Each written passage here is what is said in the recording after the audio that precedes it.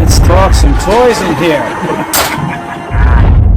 Hey, what's up everyone? Today's the Man-Child. Alright, so today is part 8 of opening up my MOTU Classics figures for talking reviews. So if you're new here, it's a series I'm making of pretty much opening up most of my carded Classics figures, and talking about them, of course reviewing them, and yeah, I've been having a good time. Besides that, here's the 3 figures I picked out for today's topic. We have the Evil Horde inspired Scorpia figure. Yeah, another one, really cool looking the way they went about it in the Classics line. Of course, number 1 is going to be TWO-BAD. We'll review him first. I really want to finally pull TWO-BAD out of the packaging and go over him. Another figure I absolutely loved in the Vintage series.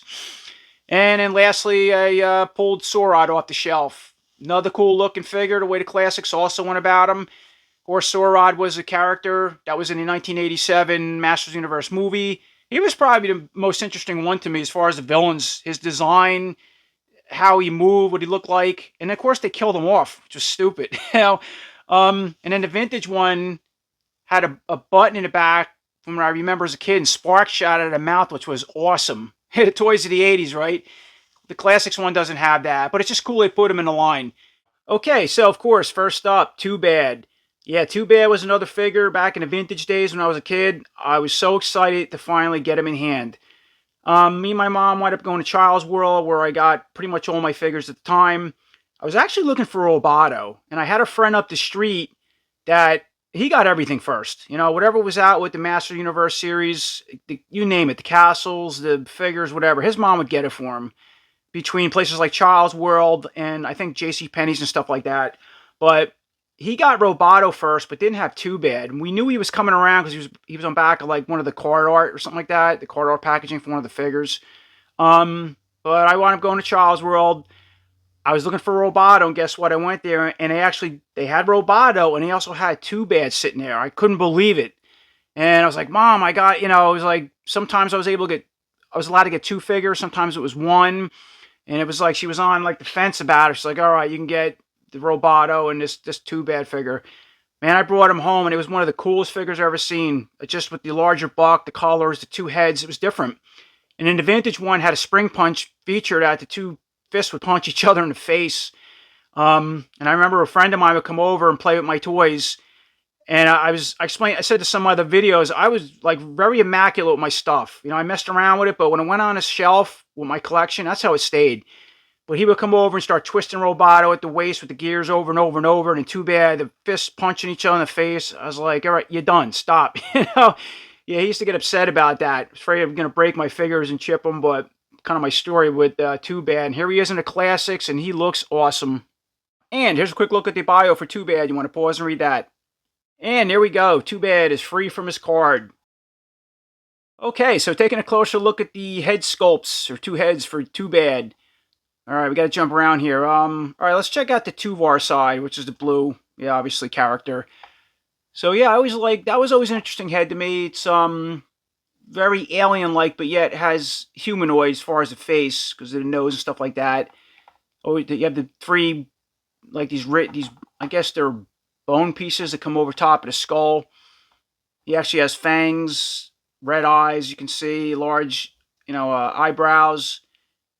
Pointy ears on the one side. Now, as far as the articulation with the head against Badra, let's see with the Classics. So he can look all the way to the left, and he hits Badra's head like that. All right, goes to the right. So he can look all the way to the right, but the ear from Badra catches Tuvar's head a little bit. We'll get into his head soon. It ain't bad for what it is. Again, that's what TWO-BAD always was awkward with the heads. He can look down and back. So there's a look at the back of the head for Tuvar. So yeah, pretty cool. All right, let's keep it straight. Now let's jump over to Badra. So Badra is, yeah, I mean, not only alien-like, but has an animal look to him. Has a pig snout, fangs. Yeah, again, these pointy ears. He has a one large bone or some type of fin going on over top of the head. Some spikes coming out of the forehead that are sculpted out. This big orange, yeah, I guess some type of eyebrow or bone visor maybe over his eyes. Now, him too, yeah, is interesting. The eyes are interesting. Pure black, but reptile-like. as far as those slits painted red. That's pretty. I like that. Pretty cool. And the colors too. I always like colors in 2B. The blue and purple, just one of those things that stood out. Not only the two heads and larger body and stuff.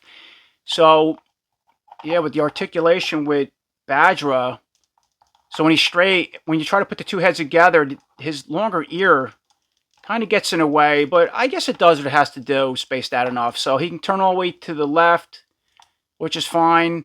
And then when he goes to the right, so he catches that Tuvar with the ear. But when you move that away a little bit, it can look all the way that way. So they could both look that way at the same time, which is cool, or both look that way. You know, if an enemy's coming, or they could both look like that, take on two different enemies from two different sides, and of course look straight. All right, so let's see. He can turn in like that. Right, we said that. He can look. Okay, look all the way down, and that's as far as he can go back. You know, look up. And spinning him around. All right, we got that fin coming down. Yeah, I love the scales, too. That was another thing interesting on 2-Bad. Even a vintage figure on the purple side was just how he had scales on the... Well, we didn't call him Badger at the time. Tuvar and Badger was something that came around during the 2000X run. That's where we learned about that figure and his origins and how he was a bounty... You know, two different individual figures or characters. They were bounty hunters, and then working for Skeletor, put a spell on them and merged them together. They actually showed that in the animation. So, yeah, the vintage days, it wasn't a known thing. It was just 2-Bad as far as I know. I remember. But I always like the blue, smooth color skins on this side. We'll say that, right? And then the purple on that side with the scales. Now, let me see here. Yeah, I always like this large armor. This extra wide, armor for the larger buck. It's very medieval looking, but yeah, techno looking. Which makes sense to... Yeah, a figure like 2-Bad or anything that goes in Masters Universe. It was always a combination of, medieval and magic and sci-fi and all kinds of stuff mixed. That was always cool with the series and still is. Now, you notice, like, all the shapes in it, it's kind of a combination of, like, blades, but yeah, these could be techno instruments on the armor. A mix of both. So you can see all the details. Right, you have round, pointy like blades, or these could be large buttons, or some type of circuits. Yeah, great detail. And so the main the armor itself is a flat orange, but then all the circuitry or these blades, or symbols or shapes that are pointed outwards, sculpted outwards, are painted gold, like a metallic gold color. That stands out. It's really cool. All right, and then flipping them around, look at the back of the armor. Same thing, like a lot going on. Pretty cool, all the texture and details and stuff. So, all right, we'll take that off in a bit. All right, let's move on here. So I'm trying to, again, I'm going to jump back and forth because it's another figure out of package. I'm really trying to look at and have fun with it, but go over everything. So back to the Tuvar side. So we already went over the heads, took a quick look at the armor, right? So he has a regular style Classics He-Man arm, but then has a big steel iron fist. Again, very medieval looking. So as far as the articulation with his arm, go up, down, go forward, excuse me, back. All right, let's see, I'm still trying to mess around here. Bicep swivel, you can bend the elbow all the way out, straight and then in, and then with the articulation. All right, so I can punch it just like, so I can punch himself in the face, but again, a vintage figure, the arms were set different. The only articulation it had from what I remember was just, it went up, it did this. That was pretty much it. Didn't have no elbow, none of that stuff like the Classics has. And it was able to punch Badger, the purple head, in the face. Just can't even do that. It would have been fun for the nostalgia. You don't need that, I'm just saying, but yeah, I can't reach that. So, and then this iron glove, right? Call it that, iron glove. Yeah, it's all part of the form because you can see the slot, the silver, how he overpainted on the blue a little bit. And then he has a semi-open weapon gripping style hand. That's all part of this. But that can, let me see, okay, that can spin. And how soft is it? All right. Now, I'm pointing that out because it's the only side that can hold the weapon, to where when you get back to Badra, that's a closed hand. But we'll get over there in a second. All right, so that's the arm on that side. And once again, let's jump back over to Badra. So yeah, purple arm. Totally different, obviously. It's not a typical mask, it has the large muscle aesthetics, but different. Yeah, again, the awesome scaling, right? Purple, obviously, but has fins that go, it's on the back of the elbow, the back of the bicep, and even a piece on the shoulder. That really stands out. As far as the articulation, up, down, all right, forward, back, even has a bicep swivel, of course, and then let's see how far that one go in. Wow, that arm's really limited. Now, look, what's funny with that can almost punch Badger in the face. That side, but then this one can't. Let me double check that.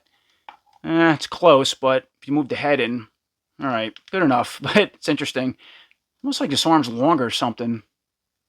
Nah, it's just, I don't think so. Anyway, and then, so he also has it's like I don't want to say iron, it's like a cast bronze type of glove, instead of a steel iron type of glove. So that's cool. It makes it stand out as far as precious metals, so to speak, between Tuvar and Badra as bounty hunters.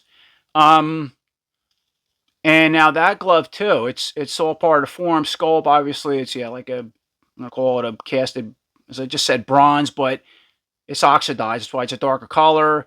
That has steel fins. You can see blades, and that's gonna be important later for the shield. And then back to the hand. Yeah, it's a closed punching fist, and that could spin. As far as articulation, yeah, I wish they would have had it open so you can hold a weapon if you wanted to. But I think the vintage figure, I think, was also sculpted closed, so it pays homage to that. It's fine.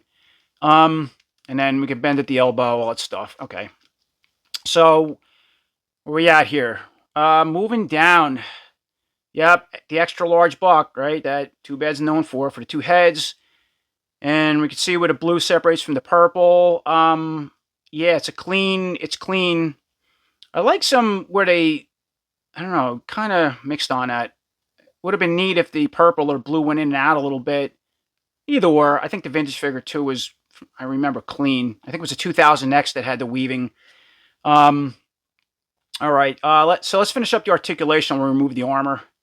So to moving down, even with this larger style buck, you have a normal style waist with a He-Man style, classic He-Man style belt and loincloth, so he can spin at the waist. And then with this larger buck and the armor on, let's check that out. So he does have the large ab crunch now, go all the way back and forward. And when you bend him like this, now that's a nice clean cut. I like that, how it blends in. It's not like the big chops like a lot of the regular classics figures have that I point out sometimes.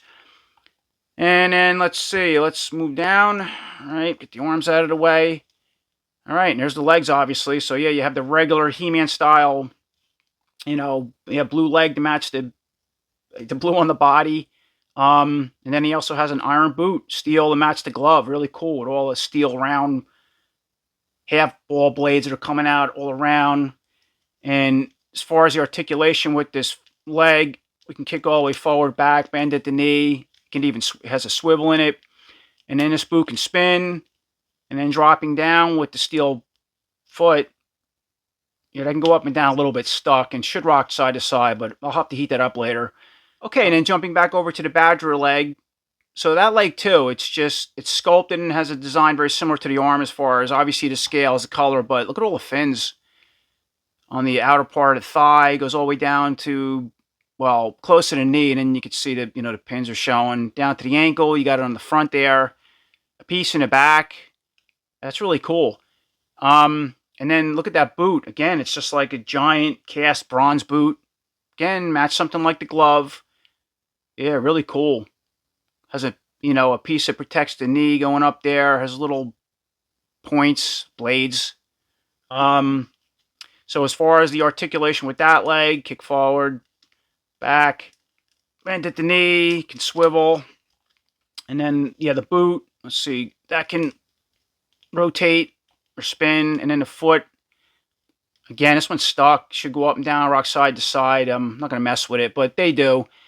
And then, of course, with both legs, go all the way out with a split. Excellent articulation. And let's see, everything inside that, pretty cool. Looked like it's going over too bad with all the different articulation for the classics, what they did at the time. And once again, taking a look at the back of TWO-BAD, I want to remove this armor. So it looks like, all right, you pop one this side with that little, the ball bearing type of peg, and then the larger square style piece on the back, and it looks like it pulls right over both heads, right down the body, and it comes right off like that. And then, of course, we get to take a look at TWO-BAD with the armor off. Just the overall larger body, how it was sculpted. Obviously, you can see the line going all the way down between the toe, the scaling, the colors. But aside that, yeah, really awesome look with or without the armor on. There's a better look at that ab crunch, right, front and the back. Heads and, leg articulation, everything we already went over. So, once again, moving forward, taking a look at TWO-BAD's weapons and accessories. So to give him the vintage shield, vintage inspired shield, now you can see this clips on to the Badra's side as far as that wrist bracer, the gauntlet, excuse me. Yeah, it also has just a round, the balls coming out, these large spikes. It's almost like this can be a shield, but yet just a hammering type of weapon on the wrist. I guess that's what that is, them symbols. All right, then you get this. Well, it's like a split mace. You have the big round steel ball and then the pyramid type of smashing blade. Now, this was also, this pays homage going back to the 2000X TWO-BAD figure. That's what had this. So it's pretty neat to give it the Classics figure. And then, of course, this is the armor. A close look at the armor off the body. All right, it's front and the back. And it's pretty soft, too, by the way. And now, there's a complete look with the Classics TWO-BAD all set up and ready for battle. So yeah, I guess the Tuvar character is, he's the defensive side because he has the glove that can at least hold a weapon, or the double-ended mace. And you notice too, even with the shield on, you can bend that arm all the way in. He can really, defend himself when it ain't that awkward. At first, it was stuck. I can only move the arm to here, but it works really well when you clip it on. But when you disturb it, you got to be careful at the same time too. So it pops right off. So you got to catch this just right. I don't know. I don't like this design. All right, there you go. And now it should work like that. Once again, moving forward with a couple comparisons. So, of course, we have our MOTU Classics TWO-BAD against the Masterverse New Eternity TWO-BAD. Now, this TWO-BAD for the Masterverse line is probably one of the most impressive Masterverse figures I have in my collection. Evolve just stands out. He's still one of the best. That's an awesome looking design. It kind of a little bit reminiscent what the 2000X did. Well, look at the size of him. I mean, just the Tuvar and Badger side. It's funny how the one head sticks up more on the Tuvar or the Badger side. Excuse me. Again, that's how it was in the 2000X show, something like that. The weapons they gave him, so they gave him a shield that's similar to the Classics, but a lot larger. An axe. Yeah, meat cleaver type of weapon with the pyramid points, going back very similar to what TWO-BAD has in the armor, the shield, the mace. They gave him a blaster with a holster. Look at this armor with the clip in the back for this pointed mace as well. I mean, that's just an awesome looking TWO-BAD altogether. It's yeah, again, I mean, the Classics is always going to be just one of the best because of nostalgia. I kind of wish they would have made him a little bigger. I mean, to be fair, they did when the Classics TWO-BAD was, when you matched him up with another regular figure, was the same height, to be fair. Well, if he was a little bit taller, it would have been even, I don't know, maybe a little bit cooler. But it's probably just because my eyes are, it's just, I'm focusing on this Masterverse one. And I got to say that he's just awesome. But anyways, quick look at those two together, how they went about them as far as the Classics and the Masterverse. And then for the last comparison, here's a quick look between our Classics TWO-BAD and the Origins cartoon TWO-BAD. Now, we still haven't gotten a vintage-inspired TWO-BAD for the Origins line. I mean, he's probably one of the most requested figures, has been for a long time, like Modulok, which we finally got a Modulok this year. Mattel did say last year at San Diego Comic-Con that he is sculpted and pretty much complete, I thought they said, but it was just the right timing of getting him out, something like that, the guy was saying. And we did get a TWO-BAD version, which is cool. I do like the cartoon collection line. And the cartoon TWO-BAD, or at least when he did appear in a cartoon, was to help sell more of the vintage figures. That was the whole idea of the animation, help sell more toys. So he's a more simplified version of what the Origins TWO-BAD would look like, but still TWO-BAD. So you can kind of see what these two look like together. And when the Origins finally comes out with TWO-BAD, he's going to look something like this, with the scaling and just the colors, and I'm assuming he'll probably give him this weapon as well, the shield, boot, the whole deal. Very close, I have a feeling. Now, with the cartoon TWO-BAD, he didn't come with any weapons, so I added a spare weapon in the side. The blaster is actually a Classics blaster. I thought that looked cool for them, that side. And that was my biggest disappointment with him. He had no weapons. This gave him a big fancy box. They did give him a 2-var and a Badger side you were able to make with two different bodies. That was cool. And I'm hoping they do that with the Origins TWO-BAD as well. I have a feeling they will. But anyway, that's all the TWO-BADs we have to compare. And aside that, I still love the Classics one. He came out awesome. All right, so moving right along, and next up is SAUROD, the evil spark shooting reptile. It's funny they list that on the figure for the Classics, being that the vintage one again shot sparks, but yeah, this one doesn't. So yeah, SAUROD.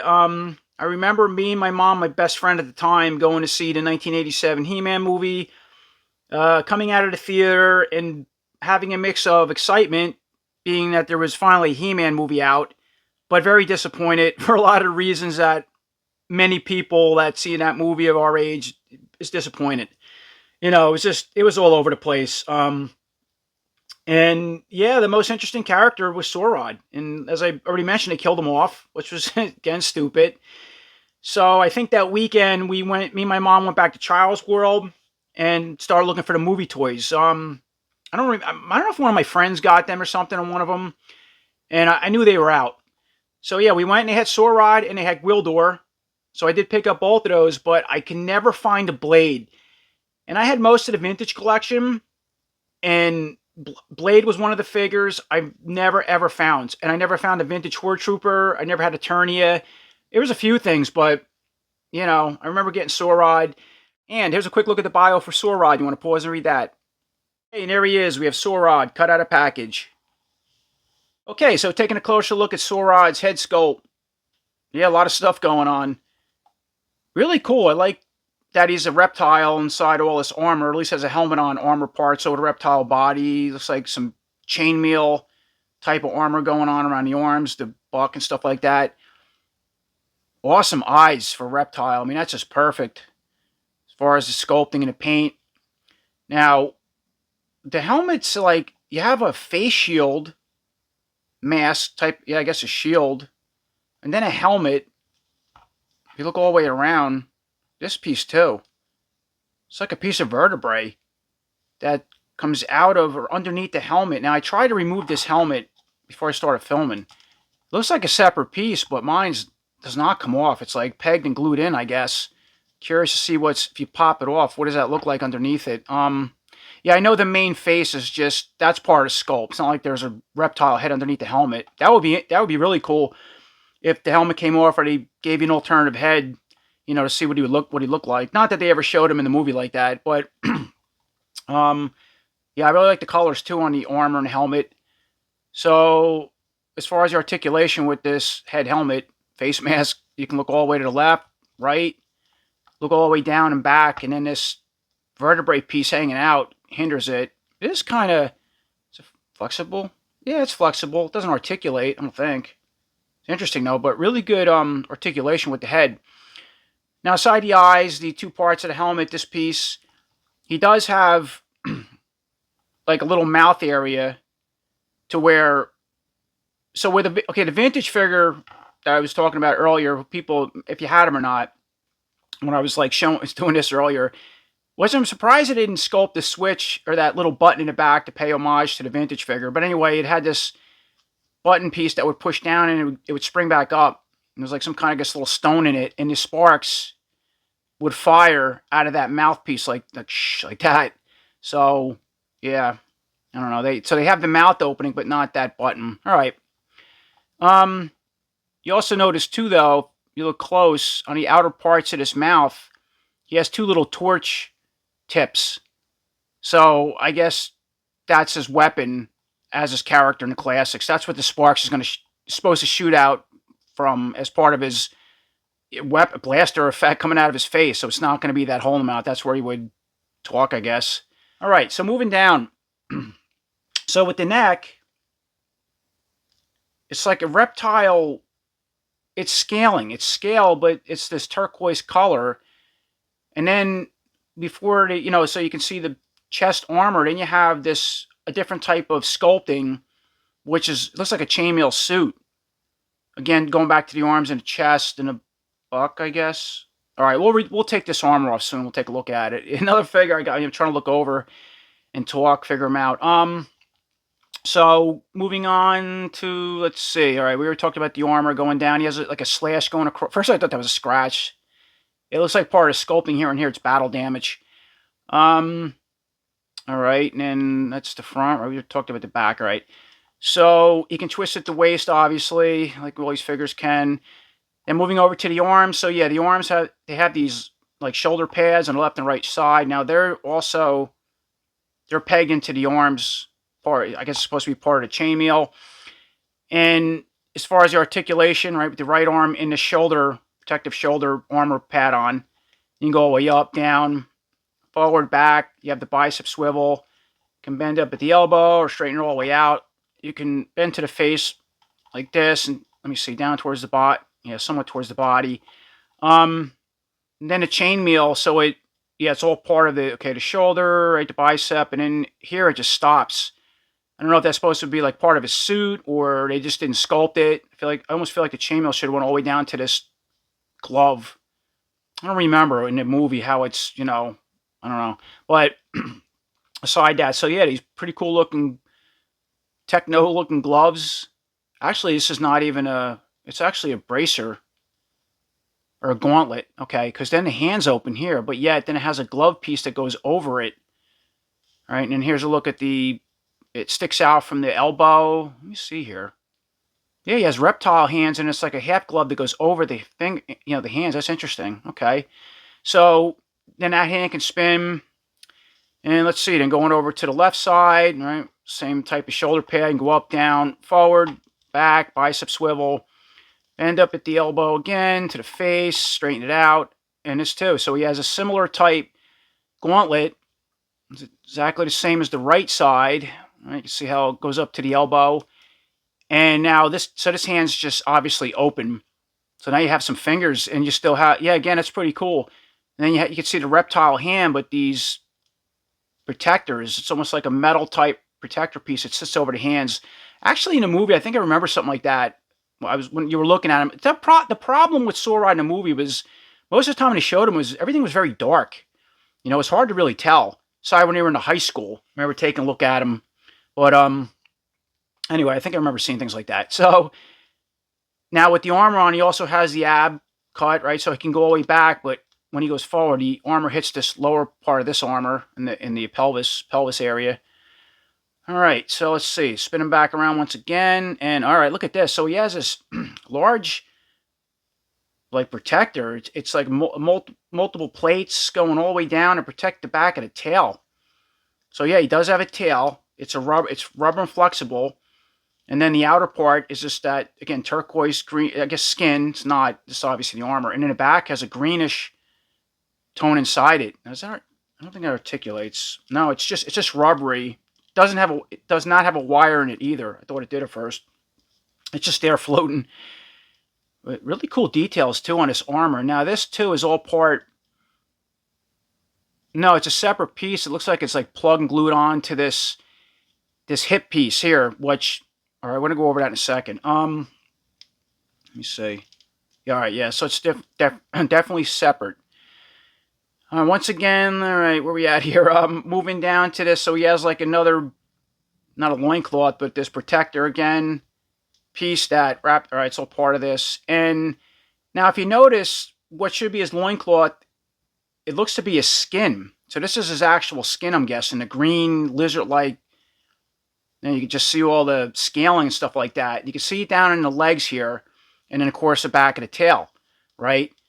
But you notice, like with the legs, the ball joints are just brown ball joints, and then it transitions to the legs. So this should have all been one piece going to the skin. There should have been no armor, there's no loincloth. That's just basically his, I think, I don't know, or maybe, either way, it looks like this should have went to the, these green pieces here. And what I'm saying, basically what I'm trying to say is that this should have been painted green. That's really lazy.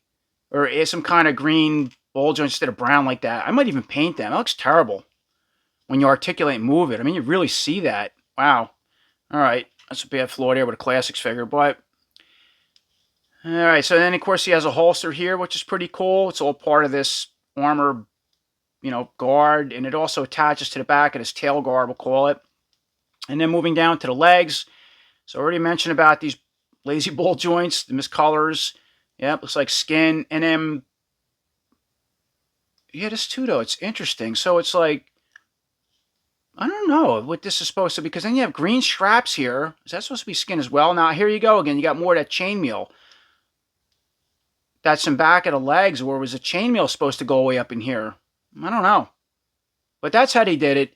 And then you have the gold armor. You can just see all that. Techno armor going all the way down the leg. It's all part of the sculpt. It's better look at the back. And the other leg is, all the same. I'm getting very distracted here with everything. All right, yeah, these are definitely straps with buckles painted. You can see the gold buckles. Just noticed that now. Okay, and so as far as the articulation, so yeah, we're already familiar with this. The spinning on this joint, again, it drives me nuts. I don't like that. But you go all the way out with a split anyway with SAUROD. And kick forward, go back, bend at the knee. The other legs are all the same. And then going down, let's see, so that too, you have these ankle guards that just protect the outer shins, and this too, it's like you have okay, so this is a blue suit. All right, so it's like a blue suit with bluish chainmail material with reptile skin. So that, I guess that explains the arm. Same thing, and it just transitions and you have just a suit that goes inside this armor. All right. That's not going to make believe, because I don't really know.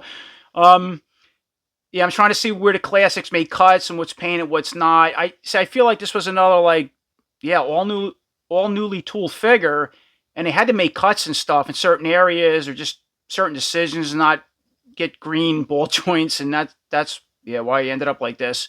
Still a good looking figure. I'm not complaining overall. And then lastly, let's see, and going down, he has and then just the boots. That's all part of this armor, and they can go up, down, rock side to side. In the, let's see, has the other boot. I can't even move that one. All right, should go up and down, rock side to side, but yeah, really interesting mix of parts for SAUROD. I never really took a closer, good look at him aside on screen. Now, would have, as a figure, especially the classics compared to the vintage one, really interesting. All right, so obviously I removed the armor off of SAUROD's body, and you can take a better look at the overall buck. So it's like, yeah, it's all scales. I guess that's his color there. It's almost like he's obviously a reptile with an outer type of armor that has this bluish turquoise color, but then yet has the chainmail up on the arms, which is part of this armor, and the chest. Right, there's the back, and you can see the ab cut. And then, and then this lower part, then he has a secondary color, skin, where the legs and the hips and stuff are. I'm guessing that's what that's supposed to be, the tissue, down to the legs, just like the back of the tail. I'm not really sure, but it's a quick look at that. And, all right, here's the head, too, and I took it off the body. So here's a closer look at that. You can just see how this piece is inside there with this, like little vertebrae sticking out. And then there's a quick look at the armor off the body, right?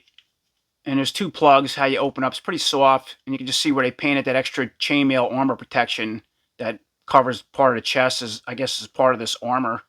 And then as far as SAUROD's accessories and weapons, he just comes with that blaster pistol that I'm guessing somewhat accurate to the movie. I don't really remember. It's very bland. There's not much to it, but he does get that, and that's what it looks like.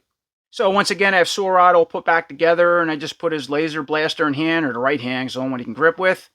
Here's a quick look at that setup. He holds it pretty cool, pretty well as far as the articulation, looking down range with his head somewhat. And then the other thing is he has a holster on the right side that you can put this blaster in. And when I'm holding it, let me see how it goes in there. Yeah, it's really wacky, this gun. Like, okay, there you go. Look like that and hold it that way. Okay, and then the last thing I want to do with the classics SAUROD is mix them in or against the other Masterverse movie figures. So here's the Masterverse Beastman, Masterverse Evil Lyn, and of course the Masterverse movie Skeletor. And I gotta say, he blends in really well, just with his design and size. Now he was a bigger character in the film, not as big as Beastman. I like how they went about Beastman in this Masterverse series, really tall. But yeah, I don't know. Yeah, I guess he blends in well. And, you know, when you go back to the classics, I'm going to bring in Classics He-Man, a spare one without the armor. They usually measure around 6.5 inches tall. Now, SAUROD's a little taller because of the helmet, but if you didn't have the helmet on, yeah, he's probably around 6.5 inches, to where Masterverse figures are 7 inches. So he still scales well. All right, so get Beastman out of the way and Evil Lyn. And then, of course, I want to bring in the Masterverse movie He-Man. Mine has a custom head on it, but where he's 7 inches tall. And yeah, it goes really well against SAUROD. But in the movie, I think He-Man was pretty tall. Dolph Lundgren was really tall over SAUROD. But it could still work if you had the classic SAUROD and want to mix them in with the Masterverse figures. Alright, so moving on to the last figures, part of this review. We have the Evil Horde Scorpia. Yeah, another cool looking female warrior character that has a mix of human but yet creature-like aesthetics or elements. It's part of her makeup. Never had one in the vintage line. I don't even know if she was in the regular, that vintage She-Ra line. I had She-Ra, but I didn't collect that. I only collect the regular Master Universe. But anyway, the classics made her, and she looks really cool. Another one I had sitting on in the package for a while, and I wanted to take her out, and now I am. And of course, here's a quick look at the bio for Scorpia. You want to pause and read that. And Scorpia is finally out of package. So, taking a closer look at Scorpia's head sculpt. Yeah, really pretty. But yes, she has the face of a wicked witch or something. Could be the evil stepmother. But they did an excellent job. Just in the cheekbones, and big red lips, the detail in the eyes. I like the big green, the war paint, or some extra eyeshadow going on over there, it looks like, up to the top of the forehead. And the most interesting part is this crab shell or insect-like shell helmet. That's pretty cool. Oh. Let's look at the sides. Now, it's all part of the sculpt, doesn't come off. Yeah, pretty basic, you know, as far as the articulation with this overall head. We can look all the way to the left, right. She can look all the way down and all the way up, and then the back of this shell helmet hits the collar a little bit, but yeah, really cool looking head sculpt for this character. That's about it. So, moving down, interesting armor too, where it's the black Hordak style armor with the bat symbol. Then it's sculpted outwards with painted red. And even going down to this piece that wraps around the waist, has the Horde, you know, the Hordak's head there, which is pretty cool, sculpted outwards. She can, let's see, spin at the waist. Now all this stuff is, it's actually a separate piece. About this rubber. Yeah, this isn't sculpted to the body. It's actually a separate piece. Okay, I don't think it comes off or how it comes off, but over the skin, the body. And let's see. So, and then on the shoulder, she has some more like insect or crab-like armor, collar, you know, like shoulder protectors. That's also clipped into the main black armor. Really soft. And let's see. Let's go to the back. Okay, so it goes all the way down to the back. Yeah, so it's all like just a crab shell or some type of an insect, yeah, scorpion-like shell. Goes down all the way to the back like this, down this piece, and emerges into the tail. We'll take a look at this in a second, but yeah, really awesome. I like it. And then moving over to the arms, so she has like female human-like arms, but you still have a little bit of the red like shell piece coming off the shoulder. I guess that's kind of merging with the skin. I guess that's the idea of it. And as far as the articulation with the arm and the shoulder piece on, you can go up, down, forward, back. Now, they do have a bicep swivel, which is cool for the classics at the time. You can bend at the elbow. You do have the pin showing. And this arm go all the way up to the face, across the body, because it's long. And then you notice, too, for the forearm, check that out. It's like also a insect-like or crab type of, yeah, claws, small claws. I like the texture on this, too. You know, again, just going back to something like the insect or crab shell all over the body. And the colors. Interesting mix of colors, too, between the red, the black, and the skin. I like clawful. It kind of reminds me a little bit with a scorpion tail, though. So, now the claws, now they can spin, but they don't articulate. You know, they don't open up. They're just small, but they are like rubbery. You can put something in them if she had, you know, like a weapon with the crossbow, which we'll get to in a little bit, but okay. And then moving over to the other arm, let's see. Everything's all the same. As far as articulation, same type of claw, can spin, move all around, go down to the body, up in the air, over the head, okay, all that stuff. And okay, moving down more, So we already said spin at the waist. We talked about the arms. And then you have the rest of this, the main pad coming off the main suit, I guess. Now this is just a flat piece. I guess it's supposed to go all the way around the legs, but it's like that for the articulation. And then, okay, we were talking about this dress piece. It also wraps around. And then, okay, as far as the legs, we said spin at the waist. Let me see here. And then with the legs, does she have a, yeah, has that, okay, can spin. All right, and then go all the way out with a split as far as the articulation. Kick forward, go back, bend at the knee. The other legs are all the same. Kick out. Yeah, excellent articulation. Let me see, that's how they did the joints in the day. Different in the Masterverse, but it works. Okay, we talked about this piece that wraps all the way around. And then going down to the boots, knees, it shows the pins. That's kind of what killed these female figures. They have beautiful legs, and it's just them ugly pins in the day, the openings. But, you know, when you look at her from the front, you don't see them. Side that. And then going down to the boots. Now, the boots are all part of the sculpt with the lower part of the leg. They don't move, where like a lot of the male figures do. Wow, it's interesting. But I guess you don't need it if you have the whole leg can swivel. And then you got the foot. It's basically like a high heel. Just a high boot with a high heel, yeah. And then that can go up and down. Can it rock? I don't think so. How about the other side? Up and down. And no, they don't even have rocker joints from what I can see. They just go up and down. That's it. And you can swivel with the leg. So it's kind of limited. But for what she does, all the kicks, still good poses. Doesn't seem to affect much. All right, and spinning her around, most important part. So we already talked about that extra crab armor goes down the back. All right, taking a look at it, is back of the head, collar. And then the tail. Look at that tail. That's pretty cool. So it has the same texture and colors, obviously, as the rest of the crab insect armor. It's very rubbery, but it doesn't... Does it have a bendy wire? No, it doesn't feel like it. But it is, yeah, it's very soft and flexible, can move all over, and it does articulate here. So it has one articulation point, you can spin all around, which is pretty cool. And again, it's all, you can see it's all part of this armor piece, the main dress, this little dress piece that comes around her waist. And then it's just segmented. You got, 1, 2, 3, 4, 5. And then the scorpion claw, the scorpion tail. Looks very similar to the little claws up on the hands. Now, what's cool with this, it's very long. So, I like that. Because in the package, I thought it was really short. I was like, if you're going to fight your opponents and attack them with the scorpion tail over the head kind of thing in battle, you can move it. It has a lot of room for that. Or you can articulate it and you can attack from the side. I like that. It's not like a short, silly tail. I don't know how long that is. Over 6 inches, 6 inches or so. So that's pretty cool. Neat. All right, so claws, that, right, tail. That's about it. She's got a lot going, but yet very simple. Okay, so then taking a look at Scorpia's weapons and accessories, she just gets this scorpion crossbow. That looks awesome. So it has a scorpion tail coming up the back, just like she has coming off her, the back of her. Green painted eyes, open mouth, pinchers in the mouth. Just look at the claws up front, on both sides of the bow itself. So there's where it's going to clip onto her arm, okay. And of course, here's a quick look with that scorpion crossbow clipped onto Scorpia's claw forearm.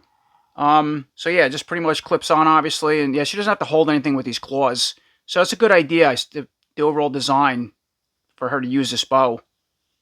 Okay, and the last thing I want to see is how she mixes in with the other Masterverse Horde members, which she mixes in really well for a Classics figure. So here's a comparison between Scorpia and the Masterverse Catra, right? Excellent as far as the scale. I mean, even though their aesthetics are different, they have double joints and no pins, and obviously the Classics are different, still it work really well together because of her height and size. And then here's, of course, the Masterverse Hordak, which, yeah, I love this Hordak. Still one of the best. So it's two together. Looks good. Let's try Grizzlor. Yep, really cool. Of course, the Masterverse Leech. All right, another one. This works well together with the height, size. And then Shadow Weaver. And of course, I have her floating on her stand. Yeah, awesome. All right, so that about does it. And that concludes part 8 of opening up my MOTU Classics figures. And I got to say, 3 more awesome figures I'm so happy to take out of package. I mean, SAUROD is incredible looking. So I had the little flaws I pointed out. Scorpia too is another one. Just, once I took her out and looked at that tail and the crossbow and just her overall design, absolutely beautiful. And the winner is Too Bad.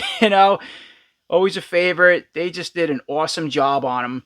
The articulation, the look, yeah, the weapons, the color, just the way everything blends in, really cool. My favorite. I could not wait to get him out, and I have no disappointments or complaints with him. Just awesome. So as always, I appreciate everybody watching. Until next time, take care.